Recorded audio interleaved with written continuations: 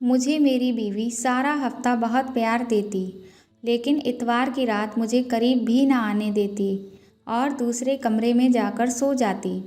एक रात मुझसे बर्दाश्त ना हुआ और मैं उस कमरे में चला गया। वहाँ देखा तो बीवी नहीं थी। जब एक पुराने स्टोर के पास से गुजरा तो चीखों की आवाज़ आ रही थी। जब मैंने कमरा खोला तो मेरे होश उड़ गए। वहाँ तो मेरी बीवी, मैं अकेला बिस्तर पर करवट बदल रहा था और अब मुझे अपनी बीवी के बगैर बिल्कुल नींद नहीं आ रही थी। मुझे अजीब सी बेचैनी का एहसास हो रहा था और इसीलिए मैं अपनी बीवी के कमरे में चला गया ताकि उसे कमरे में वापस ले आऊं। मेरी बीवी हर इतवार की रात अलग कमरे में गुजारती थी। अब तक तो मैंने उस पर कोई ऐतराज़ नहीं किया था, लेकिन आज की रात मेरे जज्बात मुझे इस बात की इजाज़त नहीं दे रहे थे कि मैं अपनी बीवी से दूरी बर्दाश्त कर सकूं। अपनी बीवी के कमरे में जाकर देखा तो वह वहां मौजूद नहीं थी। मैं हैरान था कि मेरी बीवी आधी रात को कहाँ जा सकती है। हमारा घर काफ़ी बड़ा था। मैं अपनी बीवी को ढूंढने लगा, वो मुझे कहीं ना मिली। जब मैं स्टोर रूम के आगे से गुजरा तो मुझे चीखों की आवाज़ सुनाई दी। मैंने परेशान होकर जैसे ही स्टोर रूम का दरवाज़ा खोला तो अंदर का मंजर देखकर मेरे कदमों तले ज़मीन निकल गई। मैं सोच भी नहीं सकता था कि मेरी बीवी मुझे इस हालत में स्टोर रूम में मिलेगी। हम दो भाई थे और हमारी एक बूढ़ी माँ थी। अम्मा बहुत दिन से बीमार थी और सारे घर का काम इधर उधर हो चुका था। हम दोनों लड़के थे, इसीलिए घरदारी नहीं देख सकते थे।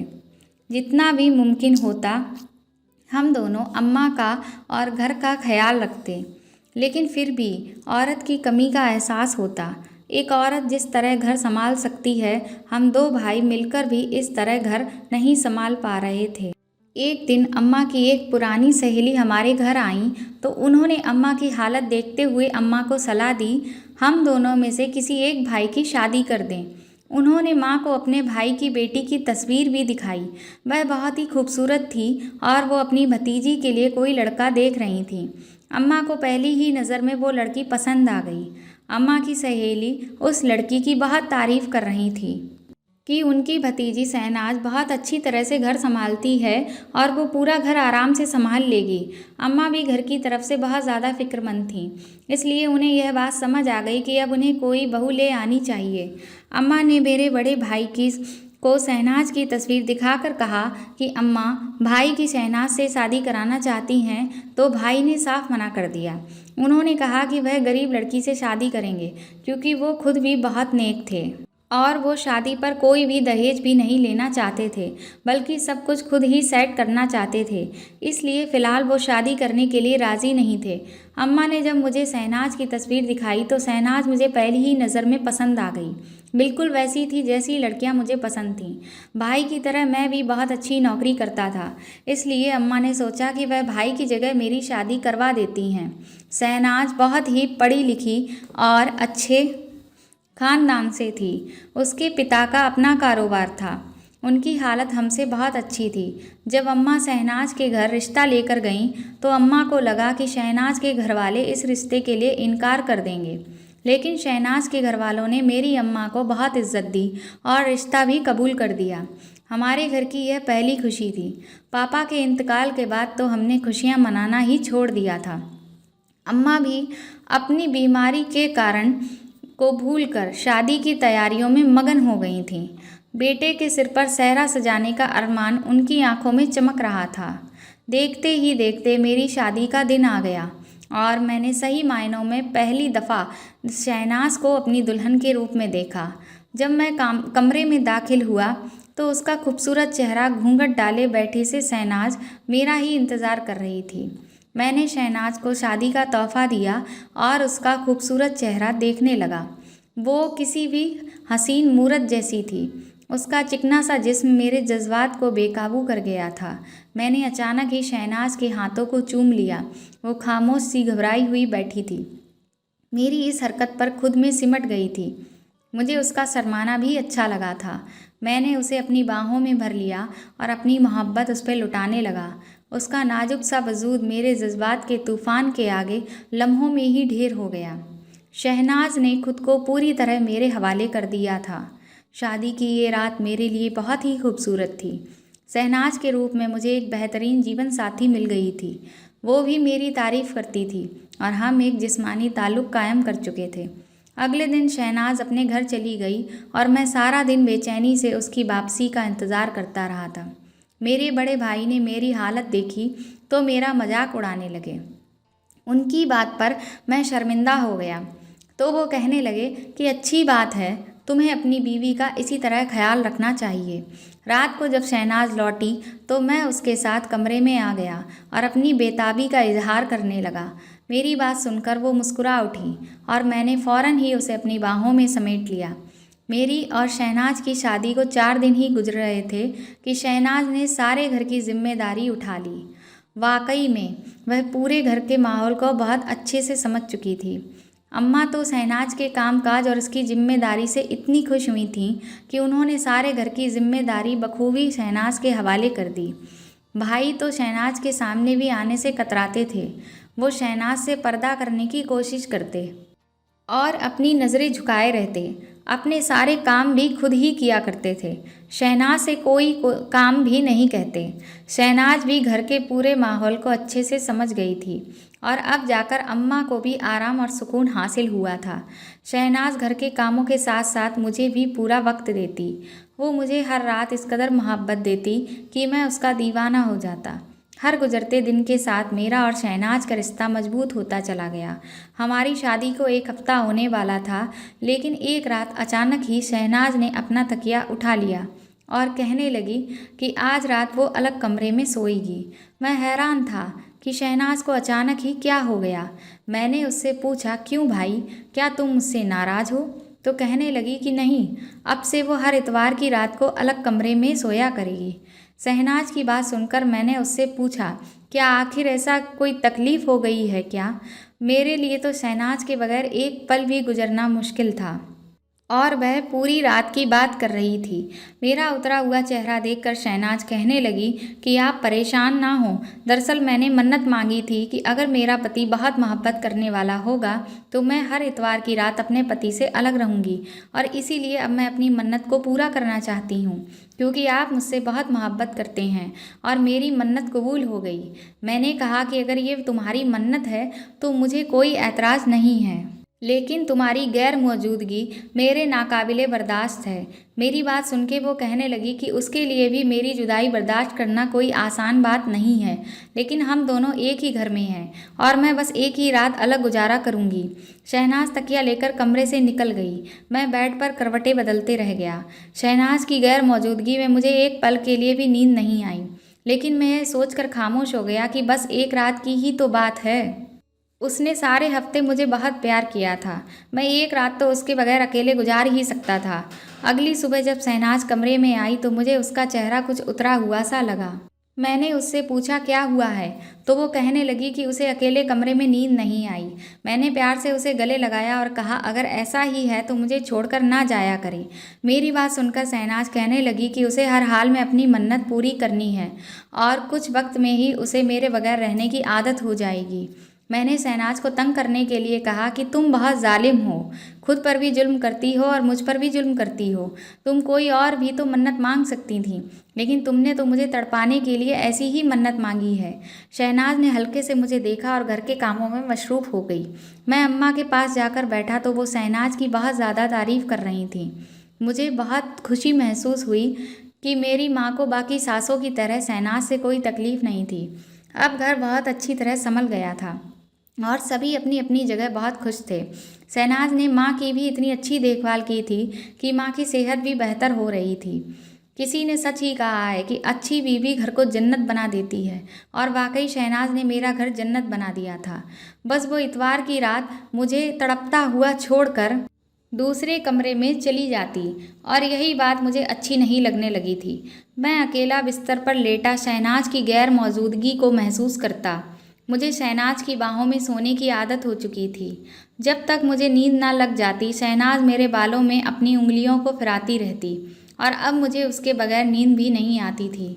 शहनाज ने मुझे अपना आदी बना दिया था। ऐसे ही एक रात शहनाज दूसरे कमरे में चली गई। तो मुझे अकेले में नींद ही ना लगी और मैंने फैसला किया अब मैं शहनाज को खुद से अलग नहीं रहने दूंगा और इस दूरी को मिटा दूंगा। और यही सोचकर जब मैं शहनाज के कमरे में पहुंचा तो वो मुझे ना मिली। तो उसे ढूंढते हुए मुझे स्टोर रूम से चीखों की आवाज़ आई तो मैं फ़ौरन ही स्टोर में घुस गया। मेरी बीवी शहनाज मेरे भाई के साथ स्टोर रूम में मौजूद थी और वह बुरी तरह चीख रही थी, जबकि मेरा भाई उसके दोनों हाथों को पकड़े हुए उसको चुप करवाने की कोशिश कर रहा था। मैं जैसे ही अंदर दाखिल हुआ तो मेरे भाई ने मुझे कहा, ये तेरी बीवी यहाँ अपने यार के साथ छुपकर मुलाकात कर रही थी। और जब मैं अंदर आया तो ये चीखने चिल्लाने लगी। इसका आशिक तो भाग निकला। जब मैंने उससे कहा कि मैं तुम्हें तुम्हारी सारी सच्चाई बताऊंगा, ये उल्टा मुझ पर इल्ज़ाम लगाने लगी और कहने लगी कि तुम्हें कहेगी कि मैं इसकी इज्जत पर हमला करने वाला था। अपने भाई की बात सुनकर तो मेरा गुस्से से चेहरा लाल हो गया। मैंने आगे बढ़कर शहनाज के मुंह पर एक जोरदार थप्पड़ मार दिया। शहनाज जो बहुत देर से कुछ कहना चाह रही थी, थप्पड़ खाकर सकते में आ गई। वो मुझसे कहने लगी कि आप एक बार मेरी बात तो सुन लीजिए। लेकिन मैंने खुद अपनी आंखों से देखा था कि शहनाज किस हुलिये में आधी रात को स्टोर रूम में खड़ी थी। वो कह रही थी कि वह यहाँ पर अपने किसी आशिक से मुलाकात करने नहीं आई थी, बल्कि मेरे भाई ने उसे बुलाया था। मैं अपने नेक और पाक भाई के खिलाफ उसके मुंह से जहर भरे अल्फाज सुनकर दंग रह गया था। मैंने शहनाज को बालों से पकड़कर घसीटता हुआ कमरे में ले आया। मैं जिस औरत को अपनी इज्जत समझता था और जिससे इतनी मोहब्बत करने लगा था, उसने मेरी ही पीठ में खंजर घोंप दिया था। आज मुझे समझ आया था कि सारा हफ्ता मुझे खुश करने के बाद इतवार को वह दूसरे कमरे में जाकर क्यों सोया करती थी। मैं जान गया था वो इसकी कोई मन्नत नहीं बल्कि अपने आशिक से मुलाकात का वक्त है। अगर आज मेरा भाई उसे ना देखता तो शायद मुझे उसकी इस हरकत का ज़िंदगी में पता ना होता। मैंने शहनाज को कहा कि अभी और इसी वक्त अपना सामान बांधो और अपने घर चली जाओ। मेरे घर में उसके लिए कोई जगह नहीं है। शहनाज मेरे पैरों पर गिर पड़ी। मुझसे कहने लगी कि मैं एक बार उसकी पूरी बात सुन लूं। वैसे तो शहनाज की किसी बात पर अब मुझे एतबार नहीं होने वाला था, लेकिन मैं उसे एक मौका देना चाहता था। मैंने शहनाज से बहुत ज़्यादा मोहब्बत की थी। मैंने उससे कहा कि तुम्हारे पास एक आखिरी मौका है, तुम्हें जो भी कहना है एक बार ही कह दो। वो कहने लगी कि शादी से पहले एक लड़के को पसंद करती थी, लेकिन दोनों के बीच ऐसा कोई ताल्लुक नहीं था कि शहनाज को जिस पे शर्मिंदा होना पड़े। वो लड़का भी शहनाज को पसंद करता था, लेकिन उसके घर वाले रिश्ता भेजने के लिए राजी नहीं हुए। शहनाज के पास उस लड़के के दिए हुए कुछ तस्वीरें मौजूद थीं और वो लड़का दुबई जा रहा था। तो शहनाज ने सोचा कि वो उसकी तस्वीर उसे वापस कर दे, क्योंकि शहनाज मेरी बीवी बन चुकी थी और वो मुझसे मोहब्बत करने लगी थी। एक दिन जब वो अपनी माँ से मिलने के लिए अपने घर गई तो उसने तमाम सामान समेटे और उस लड़के को आखिरी बार मिलने के लिए एक होटल में बुलाया। वह उसे उसके सामान वापस करके अपनी खुशगवार आज़ाद ज़िंदगी से आगाह कर दे और वो लड़का भी शहनाज को भूलकर अपनी ज़िंदगी में आगे बढ़ जाए। लेकिन वो आखिरी मुलाकात शहनाज के ज़िंदगी के लिए बवाल बन गई। जब शहनाज उस लड़के से मिलने के लिए गई तो वहाँ पर उसे मेरे भाई ने देख लिया और चुपके से उसकी वीडियो बना ली, जिसमें वो लड़का शहनाज का हाथ पकड़ के उसे अलविदा कह रहा था। शहनाज को लगा था कि माजी को ये किस्सा अब दफन हो जाएगा और वह मेरे साथ खुशी खुशी एक बेहतर ज़िंदगी गुजारेगी। लेकिन मेरे भाई ने उसकी वीडियो बनाई और उसे ब्लैकमेल करने लगा कि वो हफ्ते में एक रात मेरे भाई के साथ गुजारेगी।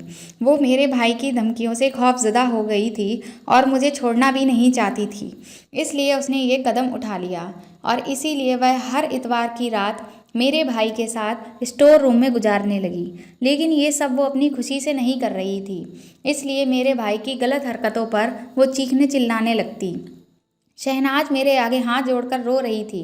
वो कह रही थी कि वो भी इस गुनाह भरी ज़िंदगी से निकलना चाहती थी, लेकिन मेरे बगैर वो ज़िंदा नहीं रह सकती थी, इसलिए कभी उसने सच बोलने की हिम्मत ना की। मैं गैर यकीनी के आलम में शहनाज को देख रहा था। मैं उसकी हर बात पर यकीन कर सकता था, लेकिन इस बात पर कभी भी भरोसा नहीं कर सकता था कि मेरा भाई शहनाज से ताल्लुक़ कायम करने के लिए उसको रूम में बुला सकता है। मेरा भाई बहुत ही नेक और शरीफ था। उसने तो कभी नज़र उठाकर भी किसी लड़की को नहीं देखा था और शहनाज से भी रिश्ते के लिए भाई ने खुद ही इनकार किया था। तो फिर वो शहनाज को अपने पास क्यों बुलाता? मैं पूरी तरह भंवर में फंस चुका था। शहनाज के आंसू उसकी सच्चाई की गवाही दे रहे थे और मैं अपने भाई के किरदार की गवाही दे सकता था। मैं सिर पकड़कर बैठ गया। मुझे कुछ समझ नहीं आ रहा था। मैं शहनाज के साथ कोई गलत इंसाफ नहीं करना चाहता था, लेकिन मैं एक ऐसी औरत को अपनी निगाह में भी नहीं रख सकता था जो मेरे भाई के किरदार पर उंगली उठा रही थी। मैंने उससे कहा कि फ़िलहाल वो अपने घर चली जाए और कुछ दिन वहीं पर गुजारे।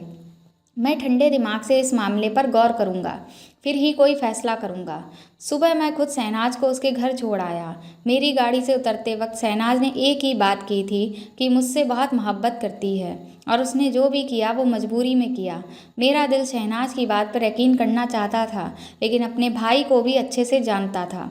उसको छोड़कर आने के बाद जब मैं अपने भाई के कमरे में गया तो वो नमाज़ पढ़ रहे थे। मैं खामोशी से एक कोने में बैठ गया। मेरे पास तो अपने भाई से पूछने के लिए कोई सवाल भी नहीं था। मेरे भाई ने साफ साफ लफ्ज़ों में मुझे यही बताया कि वह रात पानी पीने के लिए अपने कमरे से निकले और जब उन्हें स्टोर रूम से कुछ आवाज़ें आईं तो उन्होंने जाकर देखा।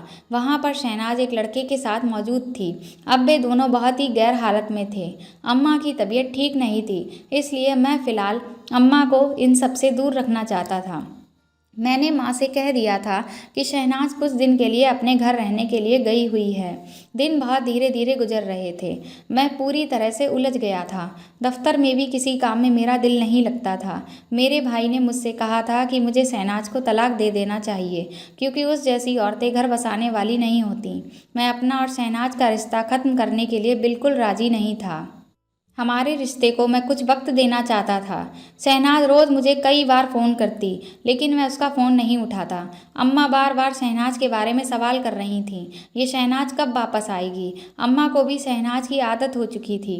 शहनाज इस कदर अम्मा का ख्याल रखती कि अम्मा उसे सगी बेटियों की तरह मोहब्बत करने लगी थीं।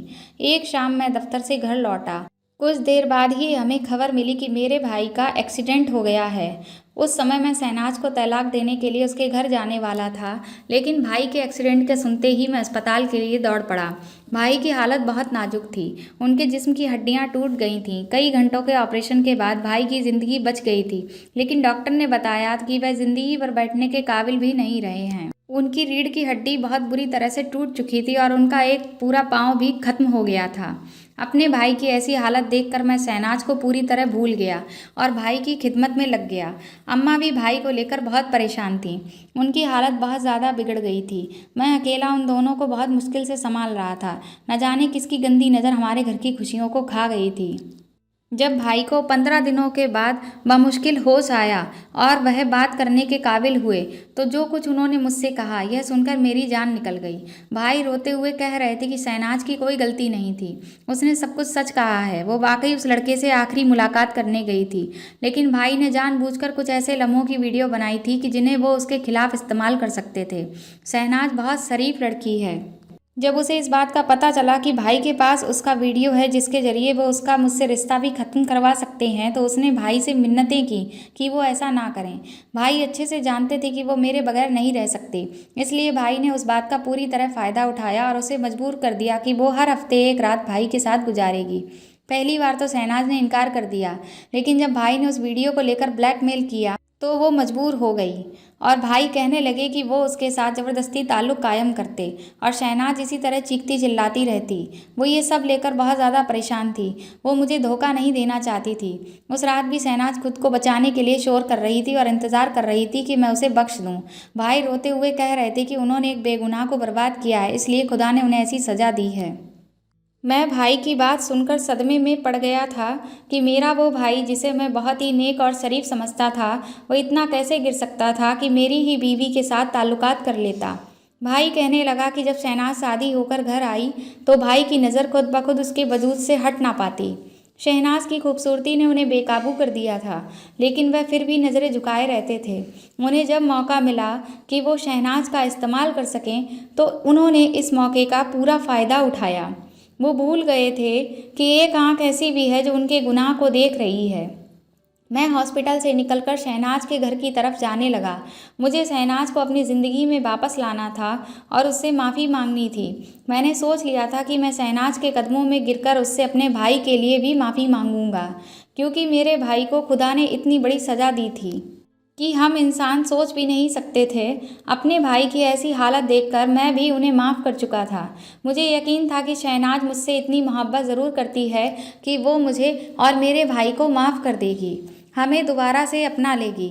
खुदा की लाठी में आवाज़ होती है और जब ये इंसान पर पड़ती है तो इंसान बर्दाश्त भी नहीं कर पाता। दोस्तों, अगर आपको मेरी ये कहानी पसंद आई हो तो इसको लाइक करिएगा और ज़्यादा से ज़्यादा शेयर करिएगा। और अगर आप चैनल पर नए हैं तो सब्सक्राइब करिएगा और बेल आइकन को आप ज़रूर प्रेस कर दीजिएगा, ताकि आगे भी जो अच्छी अच्छी कहानियाँ मैं पोस्ट करती रहूँ वो आपको मिलती रहें। Thank you.